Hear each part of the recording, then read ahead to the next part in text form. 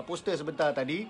Hari ini saya ingin berkongsikan sedikit lah, satu sesi perkongsian. Orang kata apa, sembang bandel petang ni lah. Okey, ramai orang tanya, bandel ni mula daripada mana? Betul ke itu, bang? Betul ke ini? Saya dengar pasal bandel macam ni, betul ke macam tu? Cerita dia macam ni, betul ke bang? Okey, so hari ni saya ada 7 ataupun 8 mitos-mitos yang saya nak kongsi dengan anda. Kita nak tahu sama ada mitos ini adakah betul-betul fakta ataupun auta. Okey, kita start yang pertama, saudara-saudari. Orang selalu tanya, mana asalnya datangnya bandel ni? Sejarah bandel ni bermula daripada mana? Ramai orang tanya, betul ke bandel ni asal daripada negara-negara 4 musim saja, ataupun daripada US semata-mata, daripada UK semata-mata, Europe semata-mata? Bagaimana? Okey, kita tengok balik, mengimbau balik bagaimana industri pakaian terpakai ni boleh terwujud. Dia bermula, okey, Zafirah, jom. Okey, dia bermula pada sekitar lepas peperangan dunia pertama ataupun World War II. Okey, dan kita tahu dalam World War II ni, apa yang berlaku adalah Amerika akhirnya menyerang Jepun, yang mana 2 butir bom atom telah dijatuhkan di negara Jepun, iaitu di Nagasaki dan Hiroshima, sehingga menyebabkan ledakan yang luar biasa dan akhirnya Jepun menyerah kalah. So, apa berlaku dalam perjanjian peperangan yang telah dihentikan tersebut? Jepun terpaksa mengalah dan Amerika dalam perjanjian dia meletakkan dia punya pengkalan dia di negara Jepun, di Okinawa. Okey, dan setelah itu dalam perjanjian tersebut juga Amerika telah berkomited untuk membantu membangunkan semula negara Jepun. Okey, antaranya melalui bantuan pakaian, bantuan medikal dan sebagainya. Dan dalam perjanjian tersebut juga Jepun, untuk pengetahuan saudara-saudari, Jepun dalam perjanjian tersebut tidak dibenarkan untuk membangunkan ketenteraan dia melebihi 1% daripada bajet tahunan ataupun GDP dia. Okey, saya ulang balik, dalam perjanjian tersebut Jepun tidak dibenarkan untuk mengeluarkan peruntukan bajet untuk membangunkan pertahanan dia melebihi 1% daripada peruntukan GDP ataupun pertumbuhan GDP dia. Okey, ini bermaksud sebab apa? Kita tak nak dunia, tak nak terjadinya peperangan seperti mana yang berlaku di Hiroshima dan Nagasaki, dan seperti mana yang berlaku di Pearl Harbor, yang menyebabkan Amerika akhirnya membuat keputusan drastik meledakkan bom atom yang telah pun menjadi sejarah di dalam dunia.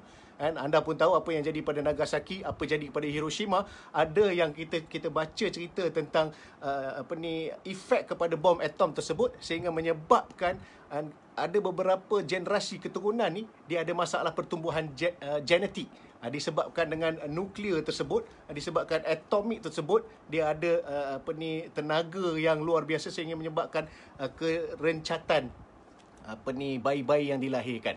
Okey, cerita pasal bandel pula. Apa yang berlaku setelah Perang Dunia Kedua tersebut telah selesai? Amerika, dalam dasar Amerika itu sendiri, dia ingin membantu, dia ingin membantu negara-negara di bawah takluk dia, dan masa itu Jepun lah. Okay? So, salah satu cara untuk dia nak meluaskan pengaruh, nak menaikkan keyakinan terhadap negara dia adalah dia hantar bantuan. Okay? Antara bantuan yang dihantar adalah bantuan pakaian. Berbentuk pakaian ni maksudnya daripada atas rambut sampai ke hujung kaki, daripada pakaian biasa-biasa hingga ke selimut, kasut dan sebagainya. Yang dulu asalnya dihantar melalui NGO yang menjalankan kutipan bantuan-bantuan derma-derma daripada orang ramai di sekitar Amerika, akibat solidariti kepada rakyat Jepun yang tidak bersalah tu. Yang bergaduh ni di antara 2 negara, dan beberapa negara yang lain dalam perang ni, tapi akhirnya yang menjadi mangsa adalah rakyat-rakyat yang terkorban, yang terpaksa jadi cacat dan sebagainya akibat daripada peperangan tersebut. So, apa yang berlaku di bawah dasar Amerika, mereka telah menghantar bantuan berbentuk pakaian. Sebab apa, saudara? Sebab di Jepun masa tu memang orang miskin, dan ekonomi jatuh teruk, dan di Nagasaki dan juga Hiroshima terutamanya memang pakaian pun tak ada. So, apa yang berlaku? Dihantarnya bantuan-bantuan ni ke Jepun. Okey, dia berlaku secara konsisten, dan akhirnya berlaku juga Perang Vietnam. Okey, Perang Vietnam, di mana kita pun tahulah propaganda cerita tentang Perang Vietnam ni adalah Amerika kalah lah kan. Dia macam strategi dia tak betul, dia kalah dekat sana. Tapi dia tak mengakulah. So apa yang berlaku selepas 60-an, Vietnam juga menjadi tempat untuk Amerika menghantar pakaian-pakaian berbentuk bantuan ini sebagai meluaskan ataupun menaikkan pengaruh dia terhadap negara-negara yang pernah kata apa, ada krisis dengan dia.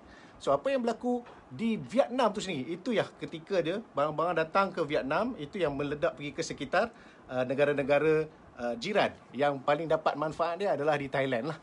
Okey, dan bila masuk ke Thailand dan akhirnya dan masuklah ke dalam Malaysia. Dan Malaysia tidak dapat bantuan ketika itu sebab Malaysia tidak ada orang kata apa satu dasar Amerika yang Malaysia termasuk di dalamnya. Antara negara lain yang turut menjadi salah sebuah negara yang ada di dalam dasar Amerika untuk memberi bantuan tu, di kalangan negara-negara Arab ada dua negara yang penting anda kena tahu. Yang pertama adalah Jordan, yang kedua adalah Mesir. Okey, dan kedua-dua negara ni juga turut mendapat bantuan ataupun supply daripada Amerika untuk pakaian-pakaian ini secara percuma. Okey, dan industri ini berkembang.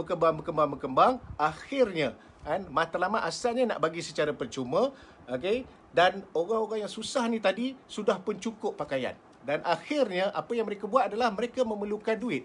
Okey, bila mereka memerlukan duit, bagi barang banyak-banyak, dia tak boleh nak buat apa. So apa yang berlaku adalah mereka jual semula. Mereka jual semula kepada pengumpul-pengumpul ni, dan akhirnya pengumpul-pengumpul ni dia ambil, dia packing dan dia jual semula kepada orang-orang biasa-biasa. Dan itulah wujudnya industri pakaian terpakai.